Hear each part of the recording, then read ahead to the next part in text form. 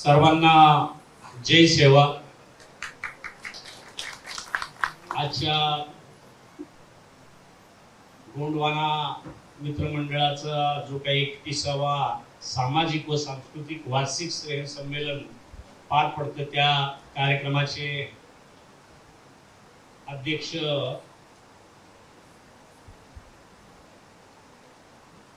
मला वाटते हे विश्वस्त आहे रमेश ठाके साहेब, हॅलो, दुशांत उईके साहेब, नवदेती माने, शीतल भंडारी, पुरुषोत्तम मसराम, संतोष गेडाम, सर्वच विश्वस्त प्रमुख आणि त्यांचे सहकारी सदस्य सर्वांना मी मनापासून धन्यवाद देतो आणि नवीन वर्षाच्याही सर्वांना शुभेच्छा देतो. या ठिकाणी आज हा 31वा सांस्कृतिक कार्यक्रम आणि सामाजिक कार्यक्रम पार पाडत असताना मी शीतलताईंची दिलगिरी व्यक्त करतो. त्यांच्याबरोबर काही भगिनी मागच्या वर्षापासून 2 वर्ष झाले, 2 वर्षापासून त्या मला आमंत्रित करत होत्या, परंतु डॉक्टर साहेबांनी जो उल्लेख केला, मी यायचं तर समाजासाठी मी काय देणं लागतो, काय देऊ केलं किंवा काय दिलं हे केल्याशिवाय समाजाच्या कार्यक्रमाला म्हणून कसं जावं. आणि म्हणून साठी कदाचित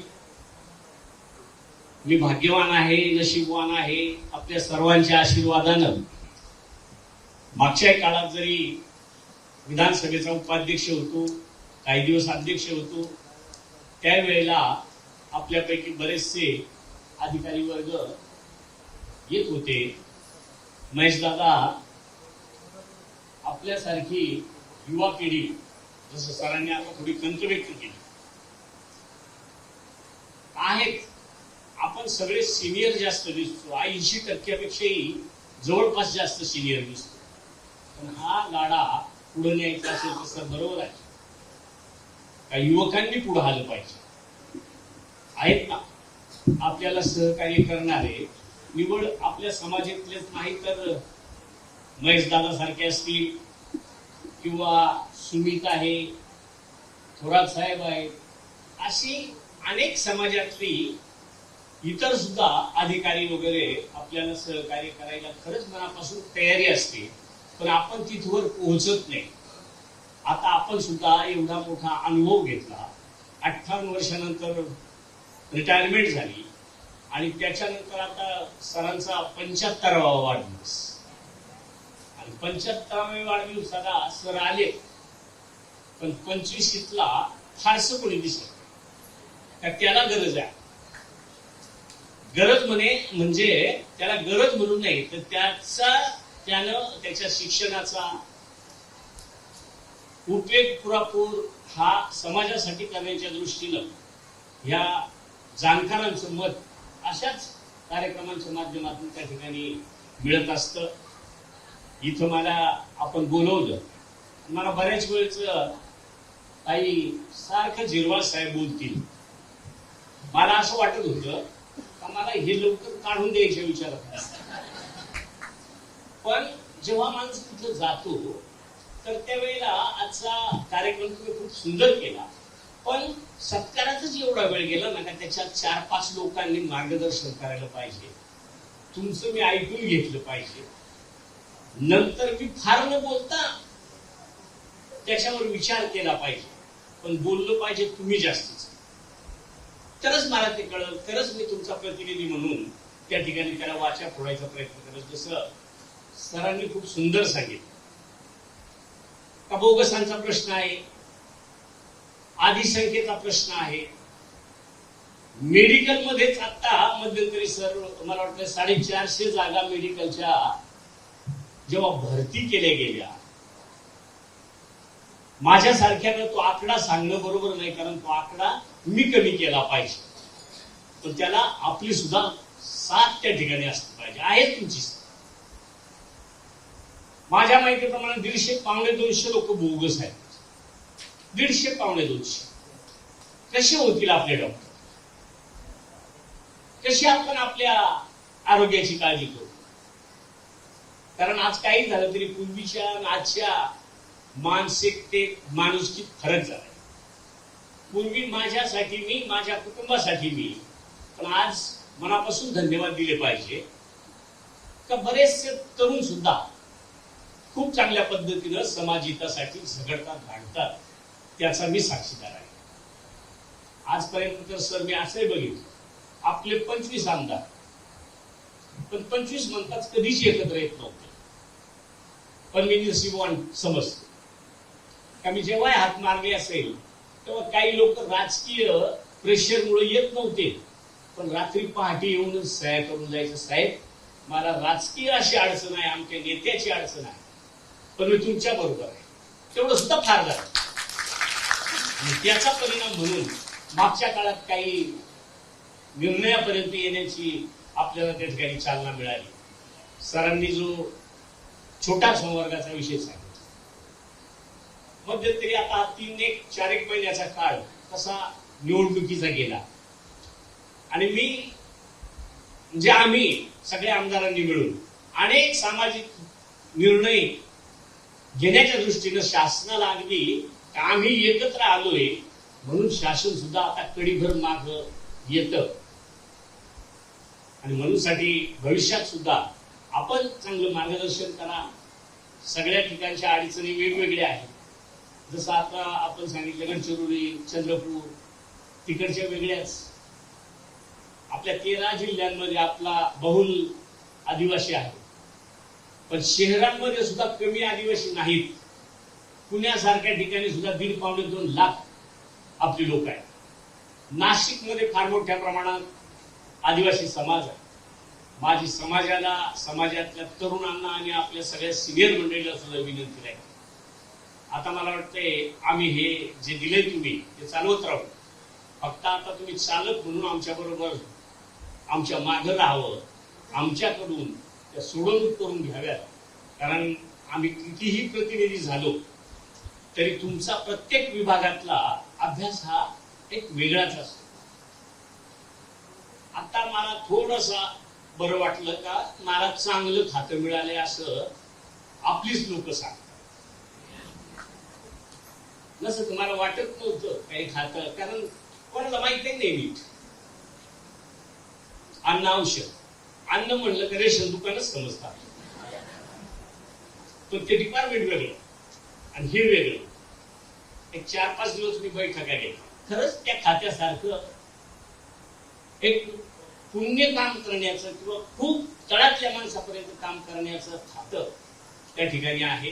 परंतु त्याची आजपर्यंतची कदाचित नजरच त्या विभागाकडे वेगळी असल्याचं ऐकायला मिळतं. आपण सगळेजण त्या क्षेत्रात काम करता.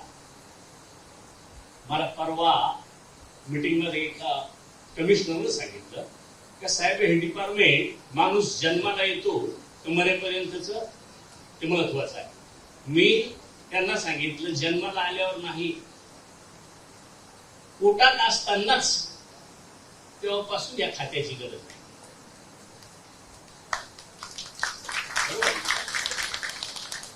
आणि मग त्याच्यावरचे अनेक इलाज आहेत.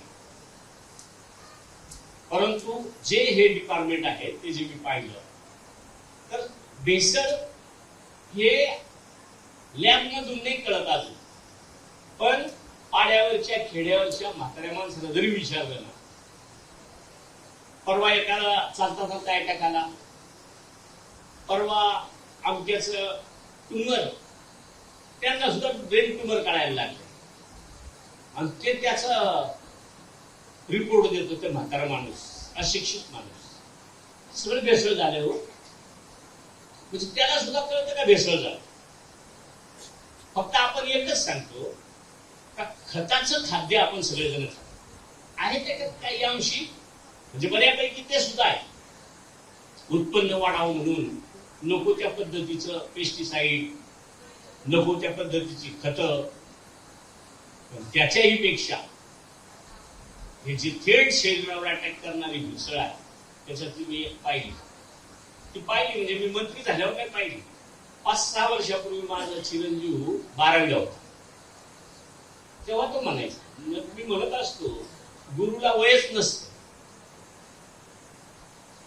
गुरु हा किती वयाचा करता येतो? आता माझा मुलगा माझा गुरु आहे. त्याला काय सांगितलं, दादा तुरीच्या डाळीत लाखीची डाळ मिक्स केली, तेव्हा म्हणायचं.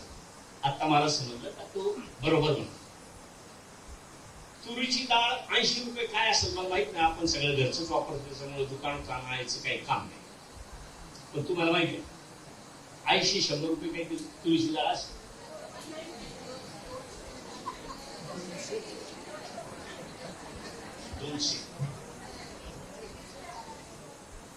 आणि लाखीची डाळ असेल 50 रुपये.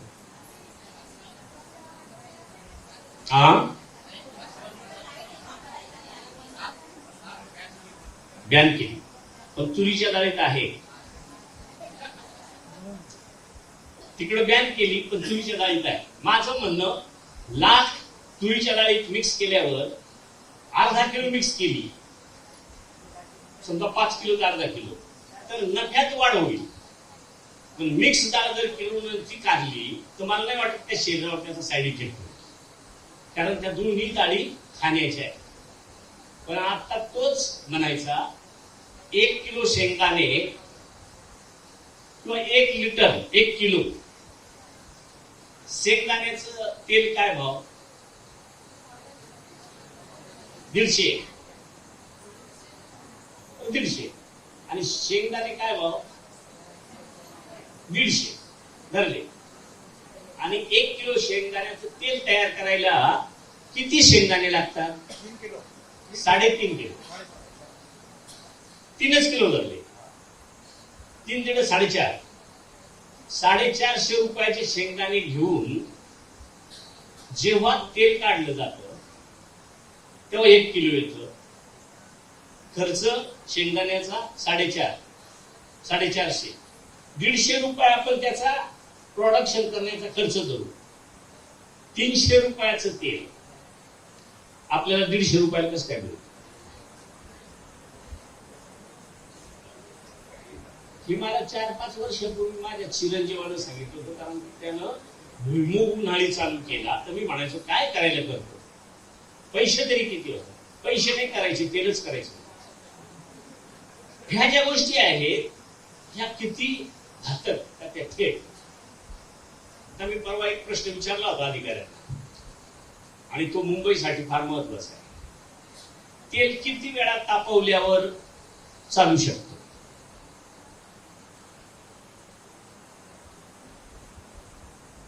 त्याचा पुन्हा पुन्हा किती वेळा उपयोग करू शकतो आपण? नाही ना. पण किती वेळा केल्यावर तो लायक? 2 वेळा केला, 2 वेळा तापवलं तर चालेल, तर 3ऱ्यांदा तापवल्यावर ते साईड इफेक्ट. आता कधी कोणी पाहिलंय पाव वडा कालचा होता, कालचा सकाळी गरम करून दिला जातो वडा. तेल किती वेळाचं राहतंय तेच माहित नाही. भले 2 लिटर मध्ये पुन्हा 3 लिटर टाकत असतील, पण जुनं त्याच्यात होतच. ह्या ज्या काही गोष्टी आहेत ह्या खात्याच्या माध्यमातून आपल्याला खूप चांगल्या पद्धतीनं हाताळता येतील, त्याचा प्रयत्न आपण करू. पण एवढं महत्वाचं डिपार्टमेंट असताना जसं सरांनी सांगितलं, शिका, संघटित व्हा, संघर्ष करा. तर हा विषय एकदमच रिपेअर होण्यासारखा दिसत नाही, कारण आतापर्यंत डिपार्टमेंटमध्ये 30% अधिकारी आणि कर्मचारी आहेत. 30-25 एक सुद्धा विकल नाही, एकही गाडी नाही. मग ते बरोबर धाड टाकायची, तर मग आम्ही धाड टाकायला येणार आहोत आणि तो टॅक्सी जाणार, तो पोहोचपर्यंत सगळं बरोबर कार्यक्रम. अशा खूप साऱ्या बारीक बारीक गोष्टी त्या ठिकाणी आपल्याला तपासाव्या लागतील, शोधाव्या लागतील. परंतु हे करत असताना महत्वाचं सरांनी सांगितलं, मी हे डिपार्टमेंटवर जाणार नाही. खूप लोकांची अपेक्षा होती तर तुम्ही आदिवासी विकास मंत्रीच झाले पाहिजे. माझं मत आहे, मी कोणत्याही डिपार्टमेंटचा मंत्री हो. मी मागच्या वेळेला सांगितलं होतं आणि मी प्रचारात सुद्धा त्याचा उल्लेख केला. साहेब आदिवासी विकास मंत्रीच झालं पाहिजे. का बरं? मी आदिवासी आहे म्हणून आदिवासी विकास मंत्री. मी दुसरा कोणता मंत्री नाही होऊ शकत, ते खातं मी नाही चालवू शकत. मी वित्त खातं नाही चालू शकत का? मी मुख्यमंत्री नाही होऊ शकत?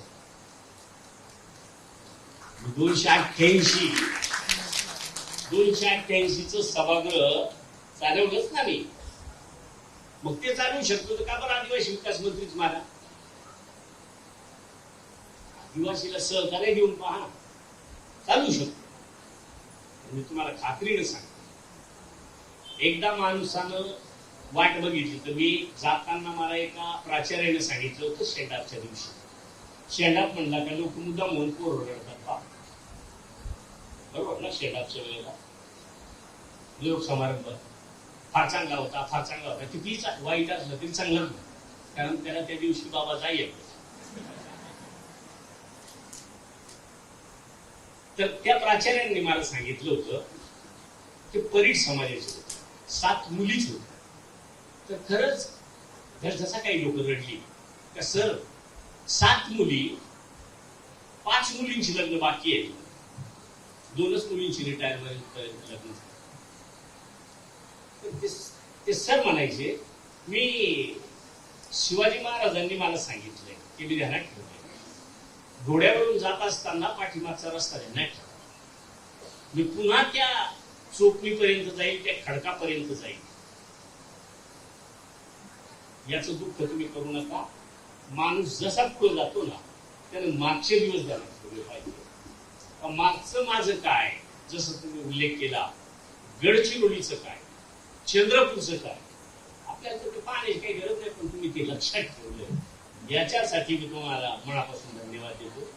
प्रत्येकाने ही गोष्ट जर मनाशी बाळगली तर मला वाटतं आपण समाज आहे, पर्सेंटेज मध्ये आपण सांगितलं खूप महाग आहे, सुधारावं लागेल, शिक्षण सुधारावं लागेल, पण त्याच्यात विचार सुद्धा सुधारावं लागतील. मी एक उदाहरण सांगतो. मध्यंतरी आपण पेसा भरती केली, सगळे गावांमध्येच दिले, कारण त्या पेसाचा रूलच तसा आहे का तो 17 संवर्गातली ती माणसं त्याच्याच गावात राहते. मला आता घात वाटायला लागला. तसं घडू नये अशी मी विनंती करतो सगळ्यांना. पण साताऱ्याच्या जिल्हा परिषदच्या शाळेंना व्हिजिट द्यायला आपल्या सगळ्या महाराष्ट्रातून शिक्षक लोक जात होते साताऱ्याच्या शाळा पाहायला. तर त्यांनी काय नवीन असं वापरलंय का साताऱ्याच्या शाळा महाराष्ट्रातल्या शिक्षकांना गव्हर्नमेंटनी खर्च केला, सेसमधून काही खर्च केला, आणि या पाहून म्हणजे आपल्या कशा करायच्या. ती लोक कुठली होती? आपलीच होती, ग्रामीण मधली. कारण सातारा, सांगली, कोकण इकडं नाही तरी आपल्याशिवाय दुसरं तिकडचे लोक नोकरीला कमी आहे, तर मुंबईला जास्त आहे. ती लोक आम्ही 250-300 लोक आणली इकडे बदलून. जे तिकडून ही शाळा बनवणारे होते ते इकडे आणले, त्यांच्यावर आता दर हप्त्याला 2-2, 3-3 अर्ज ते तिकडे आदर्श करून आले. इकडं बाकी तक्रारींचा पाढा सुरू झाला. गावात आले, कोण म्हणतो क्रुझर गाड्या घेतल्या त्यांनी धंदाच करत फिरतात, कोण म्हणतो त्यांनी दुकानच टाकली, काहींनी रेशन दुकानच चालवायला घेतली शिक्षकांनी. ही मानसिकता जसं तुम्ही साताऱ्याला शिकवत होते, साताऱ्याला आदर्श घडवला, तर इथं दिंडोरीत का घडवू नये, सुरगाण्यात का घडवू नये? ही कुठेतरी मानसिकता त्या ठिकाणी बदलण्याची गरज आहे. खूप सारं बोलण्यासारखं आहे, परंतु आपण जे काही या ठिकाणी सांगितलं, शीतलताईनं बोलायला पाहिजे होतं. कारण त्या 2-3 वर्षापासून जो आता तुम्ही हॉल घेतलाय, हॉल, या हॉलला काहीतरी 1-1.5 लाख रुपये भाडं द्यावं लागतं. त्यांची सातत्याने एक तळमळ असते, त्यांच्याबरोबर ह्या माऊल्या असतात सगळ्या. का आम्हाला एखादी जागा, त्यांनी जागेचंही मला दिलं होतं, पण त्याचा पाठपुरावा नंतर त्यांनी केला नाही असं मला. आपल्याकडे सर पैसे भरपूर आहेत आपल्या डिपार्टमेंटला, खूप पैसे.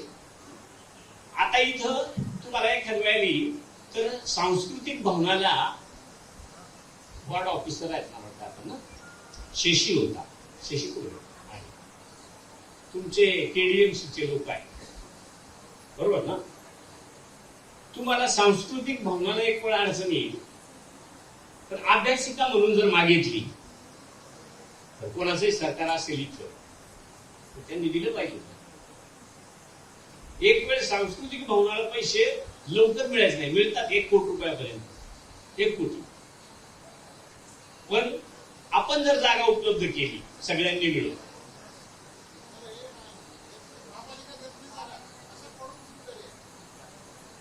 देत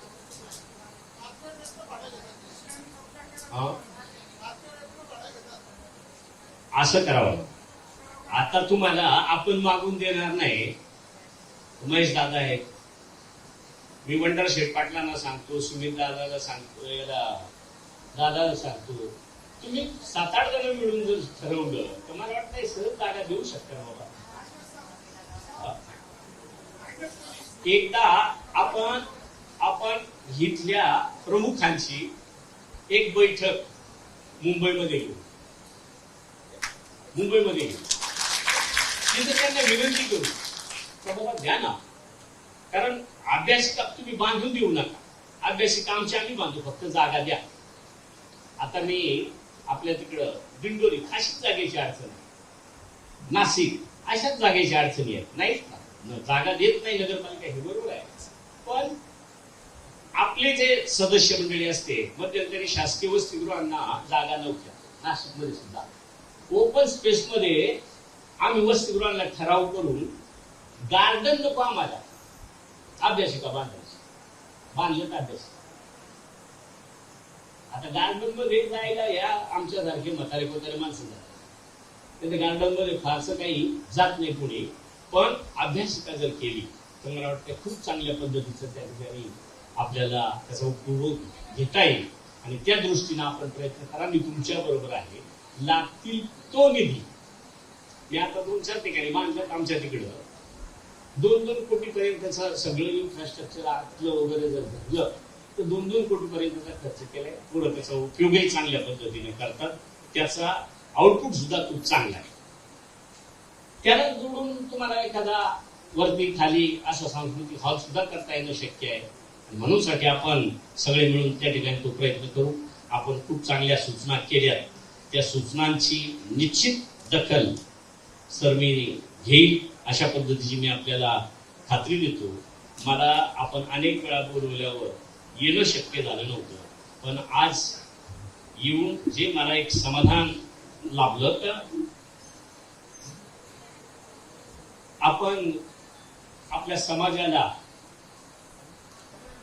समाजाचं वेगवेगळ्या अडचणी, दुःख, आणि मी आता असं मागितलंय, मला नाशिकचं पालकमंत्री करायला लोकांचा आग्रह आहे. मी सांगितलं नाशिकचं नको, कारण पुन्हा नाशिक नागपूरच्या पेक्षा खूप पुढे आहे. नाशिकचं मला वाटतं नंबर 1ला आहे, बाकी सगळ्या विकासात किंवा आर्थिक सुद्धा सक्षम आहे, त्यांचं आहे पण सक्षम आहे. म्हणून मी मागणी केलेली आहे, मला कुठलाही 1-2 जिल्हे द्या, छोटे छोटे द्या, पण आदिवासी जिल्हे द्या. म्हणून गोंदिया, मला प्रफुल्ल पटेल साहेबांनी सांगितलं गोंदियालाच नाही, गोंदिया, चंद्रपूर, गडचिरोलीला भरपूर लोकांची मागणी आहे. पण मी हे 2-4 जिल्ह्यांपैकी मागणी केलेली आहे. पालघर द्या, ठाणा द्या, नंदुरबार द्या, कोणतंही द्या, पण आदिवासींचं द्या. त्या जेणेकरून मी निवड आदिवासी आहे असं नाही, पण त्या निमित्तानं समाजाचं काहीतरी देणं लागतं, ते फेडायची, ते परत करायची मला संधी मिळेल अशा पद्धतीची मागणी मी त्या ठिकाणी केली. आणि म्हणून मी कुठल्याही खात्याचा जरी मंत्री असलो तरी समाजाचा मंत्री म्हणून तर पहिली प्रॉपर्टी माझी प्रायोरिटी राहील. तर मी माझ्या समाजाचा मंत्री. बऱ्याच वेळा माझ्यावर आरोप होतात, महेश भाऊ हा सारखा आदिवासीचं बोलतो. का बरं मी आदिवासीचं बोलतो? पण आदिवासीचा जे काही बजेट आहे ते जे 13 जिल्हे जे आहेत ना, तिथं जर आदिवासीचं बजेट नसलं तर मला नाही वाटत का काही डेव्हलपमेंट होऊ शकतं. जनरलचं खूप कमी आहे आणि आदिवासीचं बजेट खूप चांगलं आहे. पण ते सुद्धा चांगलं आहे, तर चांगलं जो हाताळेल त्याचा आहे. नसेल तर आपल्या आता डिपार्टमेंटचे आस्थापनेवर, पगारावर 3,500 कोटी जातात. 3,500 कोटी का जे पूर्वी जनरल बजेटमध्ये होते. जनरल बजेटमध्ये पगार होते ते आपले 16 सालापासून वेगळे केले आणि आपल्या बजेटमध्ये टाकले. याचा अर्थ 18,500 कोटी जे तुमच्या आपल्या विकासासाठी होते ते 3,500 कोटी फक्त पगाराला चालले. मी मागच्या एका टीएससीत बोललो होतो का बाबा एक दिवस असा येईल का हे आमचं डिपार्टमेंट फक्त पगार करायला पुरतच राहील. मग आदिवासी डोलीतून बाळांतील होईल काय? 5-5, 10-10 किलोमीटर डिलिव्हरीला बाया डोलीत डिलिव्हरी होतात. आपण सांगितलं ते खरं आहे आणि त्याचं मूळ शोधायचं तर ते शोधलं पाहिजे. 53 वेळा बजेट झालंय. मी सभागृहात मांडलं होतं का 53 वेळा 2 वेळा प्लस आहे बजेट. 9.35 2च वेळा आहे 53 वेळेपेक्षा. 51 वेळा मायनस. येथून आकडा काढला होता एवढे पैसे आमचे तुमच्यावर देणं आहे. ते म्हणायचे उधारे नका मागू यंदाचे देतो. पण घेतली मी 2 वर्षापासून 9.35% म्हणजे 35%. 0.20% उरले होते. 0.20%. आता 0.20%ला चीफ सेक्रेटरी म्हणायचे कशाला साहेब 0.20%ला एवढं तुम्ही टक्कर करता. मी सांगितलं साहेब तेवढे फार होते. कसे फार होते? 4,000 कोटी जाते 0.20%चे. एवढी बारकावी निश्चित मला तुमच्या आशीर्वादाने जे 4थ्यांदा संधी मिळालेली आहे. 5व्यांदा सुद्धा म्हणजे 5व्यांदाच मी म्हणत असतो कारण एक वेळा 79 मतांनीच मी हरलो. 79. सुमित्राने महेश भाऊला सांगतो हरल्यावर हरायचं नाही, रडायचं नाही, लढायचं. त्यालाच मी नेहमी सांगायचं असतो का मी जे महाराष्ट्राला सांगितलं पुण्यात यश अंतिम नसतं, अपयश घातक नसतं. यश आलं का ते कायमच येते का आणि अपयश आलं तर यश येत नाही. येतं पण ध्येयाने लढायचं. आपण 55,000 मतं घेऊन हारलो म्हणणारच नाही. लढलाच असं नाही, लढायचं. हार चालूच आहे पण हरलो म्हणून रडत बसण्याऐवजी समाजाच्या छोट्या मोठ्या प्रश्नांना जर हात लावला. माझी आमदारकीची सुरुवात जर तुम्हाला सांगितलं तुम्हाला कोणालाच खरी वाटणार नाही. मी नोकरी केली, राजीनामा दिला. नोकरी केली ना महसूलमध्ये. कदाचित प्रमोशननी थोडस डोके बरं होतं. कदाचित तहसीलदार झाला असतो पण ते बरं झालं. तहसीलदार नाही रिटायर झाला असतो. काय नाही एक फार्म हाऊस केला असता कुठेतरी शेतावर राहिलो असतो. आता मला रिटायरमेंटच नाही. आहे का रिटायरमेंट? सस्पेन्शन होते पण जनता पुन्हा ठरवते निर्वाह पुन्हा याला पाठवतो. मी जातीचे दाखले तयार करून देण्यात एक्सपर्ट होतो. त्याच्यावरच मी आमदार झालो. मांडी घालून बसायचे जातीचे दाखले काढून द्यायचे. जातीचे दाखले कोणाला लागतात? गरिबांनाच लागतात ना. आपल्या रॉकेटच्या चिमणीवर लिहायचो मी. सकाळी जर असं शेंबूड काढलं त्या अख्खं काजळेसारखं असायचं. मिळालं ना त्याचं सगळे परत फट मिळाली. त्याला समाजासाठी करत राहाल कोणत्या ना कोणत्या मार्गाने त्या ठिकाणी मिळत असत. आज आपल्याच आदिवासी आता त्या ताईंनी अश्रू ढाले. ताई अजिबात नाही. मुर्मूताईंना समोर आणा. मुर्मूताईंना समोर आणा. तुम्ही नाही रडायला येणार. काय त्या भगिनीची जर इतिहास पाहिला एकूण एक मुलगा होता तो सुद्धा गेला. आता त्या एकट्याच तरी राज्याच्या राष्ट्रपती म्हणून त्या देशाच्या राष्ट्रपती म्हणून त्या ठिकाणी ताकमान्यानं कामकाज करतात. हे सुद्धा एक प्रेरणादायी असे अनेक प्रसंग आहेत का माणूस जन्माला आला तो सुखी असं कुठंच नाहीये. मग ते कितीही उद्योगपती असू द्या, ते त्याला दुःख आहे. फक्त त्याच्यावरची मात करण्याची हिंमत आपण सर्वांनी ठेवावी, एकमेकाला सहकार्य करावं, अशा पद्धतीची अपेक्षा मी आपल्याकडून व्यक्त करतो. या ठिकाणी माझ्याबरोबर मंदार खांडके कुठं राहतो, ऐरोलीला. म्हणजे तसा माझा इकडे खूप मोठा परिचय आहे. इथं तुम्हाला वाटतं कोळशेवाडी ना, कोळशेवाडी टोटल माझे सोयरे धारेच आहेत. जसं तुम्ही सोयरे धारे आहेत तसं ते सुद्धा सोयरे धारेच आहेत, फक्त पोलीस मध्ये जास्त आहे. बरोबर. तर निश्चितच अशा युवकांना आपण ऊर्जा देणं त्या ठिकाणी गरजेचं आहे. आपण त्या अशा पद्धतीची मी आपल्याला विनंती करतो आणि माझे 2 शब्द संपवतो. जय हिंद, जय महाराष्ट्र.